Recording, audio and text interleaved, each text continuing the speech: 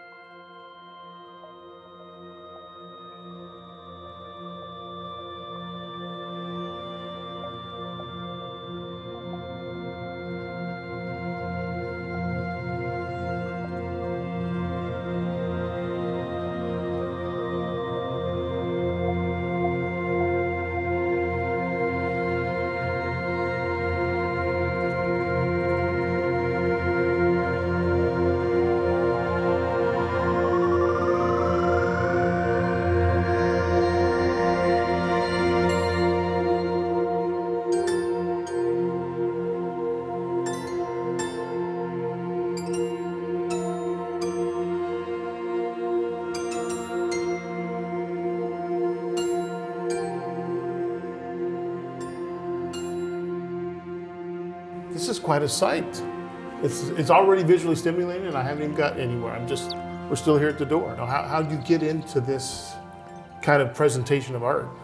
Well, it's a bit of a long story. I'll try to give you the short version. Okay. I've always had a kind of an ongoing, almost a personal dilemma between a fine art and more of an entertainment approach to fine art. I went to art school, and I think upon graduating, I was setting out on a course to slowly finding what my own voice was. So you seem to be drawn to show me this one. It looks like it's called the Dream Parlor. Yeah, the Dream Parlor. I see, what would I call it? Diametrically opposed things going on here. It's because the outside looks very like old Western, and the inside looks like a 50s ice cream shop. Yeah, that relates to the story, which is basically the story of a vintage ice cream shop. Though when I say vintage, it's more of a mid-century 1950s style ice cream shop that pops up into the Old West, which would be much earlier than that. And so it's an anomaly, and no one knows why it popped up there, but it pops up through the imagination of the young girl in the story named Flora. Oh, and that's Flora we see out in the deserty area there. Now, so what you did you just buy a bunch of pieces from the local hobby shop and throw it together? Or, how's this put together? Yeah. Well, no, I did make all the parts. I use mostly illustration board and model making wood. So for example, the little pieces of flooring here, they're linoleum pieces, but they're actually illustration board. One story I like to tell people is that they are hand cut because I guess you could paint that all on one sheet. However, I think when it comes to miniatures, our eyes are very perceptible to details, even things that we may not be aware of that we're seeing. And so it does matter that that little sliver of physical space between the tiles. So they're hand-cut illustration board, painted, finished, and then glued down individually. This is the Hourglass over here. Hourglass. The Hourglass, a curiosity So shop. these are not connected as, you know, one complements the other. They stand alone in their own stories. These are individual rooms, and I guess this is what is probably more commonly called a table style model, which is, and you have the walk around table model.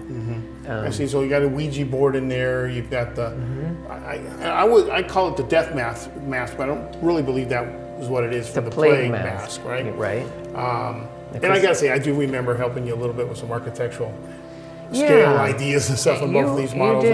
You did. And when I see the finished work, I don't remember what I told you now because nothing stands out. It's very, what do we say, scale accurate to me. It feels real. And then again, Amy wrote this story that goes along with the model. Right, and and sometimes the stories change. This is was a unique situation because we put out stories or books with stories that go with paintings. So this particular story called The Hourglass actually did originally go with the painting. We kind of moved it from the book and readapted it and put it to create, because I think with miniatures, really it comes down to like what kind of scene do you want to make. So the story was about an alchemist and his curiosity shop where he's got his magic potions and spells and of course a vintage ice cream parlor. These are things that you can imagine that would look great as a miniature scene. So I know this piece is important and it's got a lot of history. It's been around a while. I saw it at the museum. Let's say a live version, if you will, costume version. So why don't you give us a little background about this? So this was figure. Oscar. I loved Oscar. He was our cat, and he always had immunodeficiency disorders, which resulted in a short life, and he ended up with cancer. And it was around 2013. And so when I found out, I don't know if I've ever told you this, but actually this was my testing ground for puppet making for the miniatures, because I was just getting into making miniatures at the same time. So I thought, you know, at a larger scale, I can get a sense of making a puppet and then translate that down. And so I started making this one, and when I found out that he had cancer, I started collecting his whiskers as I would find them on the floor or whatever, and I got it finished just in time of the night before he was going to be gone. And I was able to carry him over and show him and say, you go in here. I told him, you go in here and we'll keep you in here. But this was meant to be a protector for his ashes and kind of his homage place that we had in our home. I never meant it to be shown or exhibited anywhere. But yeah, at the show at the museum that you were mentioning, it was a very large space for me to show. It was 5,500 square feet, so there was a lot of opportunity for different types of things to be shown. And I saw a pedestal across the room when I was talking with the museum director at the time, Josh. We were discussing the show, and I was seeing this pedestal. And it's funny how these things happen sometimes. I could see him in there. It was perfectly sized for him, and it was just kind of like this moment where the pedestal was there, and I was thinking, what if? And I mentioned it to him, and I showed him a photo, and he was like, go get it. And so Oscar turned out to be the most popular thing in the show. And you know, people guessed if they heard the story, they were calling him by name, Oscar. And it became a way for him to kind of live on, I think, in a way. People, the staff there, everyone knew Oscar. And so when beginning the logo for Museum of Make-Believe, I quickly found a way to work him in. Like, he's going to be the mascot, he's the leader. So this is a Starlight Park Theater, is that right? They got it right? You talked about the coin, and this is where you use the coin. Exactly. We had a very busy day today, and so you can see we're a bit empty there and need to fill it up. So you fill it up every day? Oh, that's very cool. Yeah. And then I saw this caught my eye. Hate to turn my back to the camera, but I will for a second. Oh yeah, those are these tickets now. This remind some old Disneyland people. This is something that I made Because when we first had the release of the show, which we did, we weren't open at the museum yet, so we had a release party at Kelsey Michael's Fine Art close to here. But I wanted a way for people to be able to listen to the show anytime. And people that come here to the museum or were at our opening party, it's a 38-minute first half of the show, and we're shooting the second half here soon. But it's 38 minutes, so if you scan the code on the back, you can listen to it anytime. So That's very cool. And so now it's your ticket to the Starlight Park. Thank you. Thank you very much.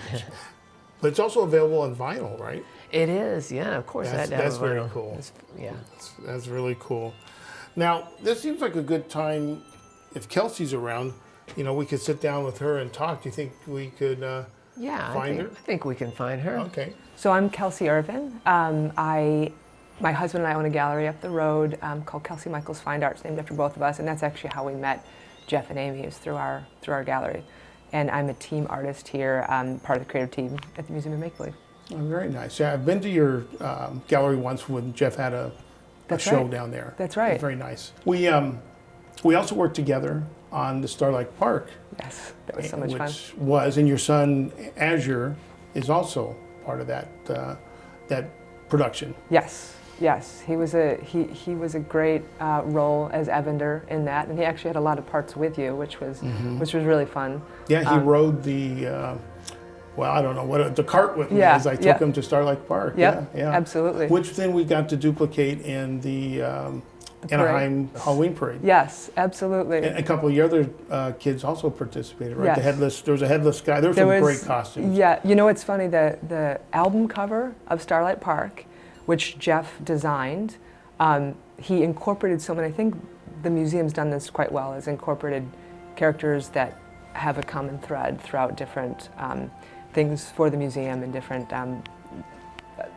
pieces that we do. And he put the Invisible Man, which was a costume that we've done. We have a few different Invisible Man costumes that it started with Azure. He wanted to be Invisible Man. That piece is in the cover, and that sort of ties in. How did you get involved in the actual production of the Museum of Make-Believe? Actually, I think we met Jeff in about 2015. I found him for our gallery and fell in love with his work, and we got to know Jeff and Amy well. And I will say, Jeff's work is phenomenal, and I love it. And I feel like we've always had this deep mutual respect and appreciation for each other as artists. And they had been talking about the idea of the museum over time, and I think it kind of evolved. It obviously evolved into this, but I remember those early conversations really well before it actually developed. And then at the very beginning, when they actually decided like this is going to happen, they invited me to be a part of it from the get-go. And so it was pre-COVID, and then when we actually became a nonprofit museum, it was actually, I think during 2020. So I remember conversations prior to actually moving forward and doing it, and then creating the board, and then doing a lot of virtual events, meetings, board meetings. We actually had a lot of board meetings in our gallery before we had a space. So did you always know from the beginning that you would have art in here, or were you helping the creative process at first to get the museum together? That's a good question. I think at the very beginning, I wasn't even thinking about it. I think it was just the concept. I think pretty early, once the idea of merging an immersive museum with a traditional museum where you're having art on the walls, I think they made it clear that they wanted my art part of it. And I will say it's really nice. I haven't done a lot of collaboration. As an artist, a lot of my work has been just, you're in the studio, you're kind of reclusive and you do your work and you love artists, you meet artists, but not collaborate. And I think that Jeff's probably the artist I've collaborated with the most in terms of the conversation we've had about work and about what works in here and, curating and that kind of thing. And it's very refreshing. I know we'll see it a little later, the cowboy one, which was not here opening night. No. And when I first looked at it, I thought it was fairly traditional, flat. And then when we were just coming in here a little while ago, I got some angles. I realized there's depth to that. It's just not let's say a flat painting. It's, what did you call it when you layered it, right? Yes, there's a lot of, my work over time has become less and less flat, I guess you could say. So some of it, I like to say that from afar it looks just like a painting and you wouldn't think beyond that, and as you get closer you find you find more dimension, you find that there's actually a lot of hidden objects in there. That piece, it's called Watchdog, and there's everything from like reclaimed wood and hardware that comes out of the piece up to like an inch or so, to his jeans and shirt are actually made from those materials. There's leather, there's on the holster, there's like vintage, they look like Monopoly pieces, but there's also a lot of like prizes from things from the 50s that you people would acquire, and they're little metal prizes. So there's like a little gun in there that's like a little prize from something. There's a Harley Davidson button on his shirt, and so that's stuff that I think like from a photograph or from far away you can't really notice, and that's fun, right? We want people to be able to go up and try to like really start to see something different, which is very similar to this museum in general, right? Yeah. So the piece that's over your shoulder, I remember opening night and I asked you about it because at first I didn't know it was yours, and it was so complementary to the space it's in. Can you tell us a little bit about that? Was that early work? Is that your foundation where you got started? This actually is a concept drawing for the Enchanted Forest for the museum. So Jeff and Amy had requested that, you know, if I had an idea for a space, for a room, for, you know, and our idea for the museum, the future museum is much bigger. This is meant to be a preview space and a wonderful taste of what we are, around 1,000 square feet, which is great. We can do a lot here, but we could do a whole lot more with many thousands of square feet, right? And but you got to grow into that. So obviously this takes place in a much bigger space, but my idea for the museum was an enchanted forest. And so that was a bit of the inspiration, was what I was trying to do for them in their world, in our backyard, but wanting people to go into a space that just becomes magical with kind of a bioluminescent air with, you know, lightning bugs and, you know, the sounds of the forest, and almost sculptures within the forest. So like the stacked stones, and there's like little fairy houses. And it's meant to really be this ever extending space. And so this particular space, that's I think why it fits so well, and it's really serendipitous, but they decided to use a bit of that as the Enchanted Forest and Starlight Park, and, you know, the miniatures, everything blends together. And that's why when I saw this hanging, I'm like, the colors, Jeff, and he's like, well, yeah, they used the colors and it all sort of blended. So this is specifically for the museum. Okay, Kelsey, so we're right at the beginning of the museum. And when I first came in, this was one of my favorite pieces. I didn't mention it to my wife. Later we were talking, we both were gravitated towards this one a lot. Film reels caught my eye, have a lot of these, did a lot of 8mm stuff when I was a kid. The records, of course, but there was just something about it, and sometimes it's not quantifiable, Sure. I don't think, but I was drawn to this. Can you tell us a little bit about this and why you chose to put it in this museum? Actually, we had a lot of fun with the placement. We moved a lot of pieces around and curated it in a really great way. But yeah, this piece, Jeff and I both kind of brought in all the pieces we had that could work, and then we kind of chose from there, like broke it down from there. And this was a piece that Jeff and Amy both really, this and its kind of married counterpart, they're separate, but they kind of work together. They really want it in the space, which I appreciate. It's very much a lot of found objects, which is neat here because a lot of my work has that, but some of them have even more. And by found object, I anything from the reclaimed wood to this vintage whistle to the record, film reel, you know, actual objects, you know, that are not just something that's flat.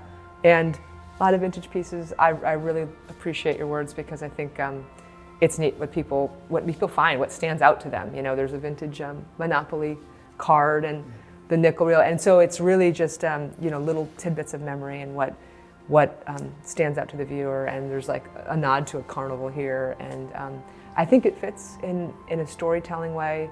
And sometimes it's just instinct. It's like what the show needed and what blends, and so it fit. It fit. When I walked in, and because this wasn't here the first time I was here, I just, you know, I saw it on the corner of my eye, looked, and I didn't see the detail and texture. And I did kind of one of these or something. I'm like, wow. I noticed the belt and then the jeans. There's a lot of depth in this painting. Oh, would you still call it a painting? This is where sometimes I ask Jeff, is this a painting? Is this it's a good question. You know, that's very natural for us to call a painting, because even if it's even more collage based, some people might say no, it's my work is very mixed, meaning it's mixed media in that it is painting, it is collage, it is drawing, it is found object. So it's painting, I think, is correct, collage is correct, mixed media is correct, because it really, I'm using all of it. So I think anyone can fit. In the very basic, it's art, Yeah, right? absolutely. Right. So do you sketch out, like, did you kind of sketch the shapes, or do you work like, okay, I think some wood here, add some there. I know I'm doing kind of a window here. How's your process? How would you have worked this up from, is this on, what's it on? So it's on panels. So I Okay. have birchwood panels custom made for my work. Some work's on canvas, but most all of my work with this much collage is on panel. The figures I do sketch out initially. It's kind of a loose sketch, and then a lot of the freedom comes so it's sketched, and then it's just like an oil painting when there's like an underpainting, and I'm kind of mapping out. Sometimes it's very black and white, just like shadow and whatnot. And sometimes I sketch in paint, like a painterly sketch. Then I go in and start adding collage, and then more assemblage, and then at the very end I actually go back with oil pastel and or paint, and I like do little shadow, like there's paint on his jeans on top of, like once I collage those down and get the texture and the wrinkles right, I still will go in, his boots have paint. The bottom of his boots are actually some of that old steamer trunk exterior. Oh. It's like that gray kind of, and then you can see I kind of went in with paint and did some lining to kind of get the texture of the rubber. I guess I should always point out that my figures always have dress patterns in them in the skin, and that came from my grandmother, who taught me how to sew, and she had a sewing machine, a sewing room with a vintage, singer, the old singer. And so sewing patterns and dress patterns are sort of that like stability of design and creation, and for me. And what's it called? Watchdog. So he's meant to be sort of watching over his house, and maybe from that protective realm, having kids and family, and that's where that title came from. That's very cool. Thank you. Okay, Kelsey, I know these are yours also. Very much different than what we've looked at before. What can you tell me about? I mean, they're eye-catching, they're eye-popping.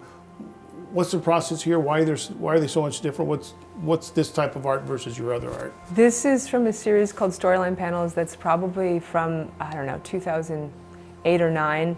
And it's evolved since then, but it's a series of panels that actually all are meant to be individually on their own and used in a group and bounce off of each other, kind of as people do. So representative of individuals and groups and units, and how as families or groups of people can bounce off each other. And they are very thematic with the story and the storyline.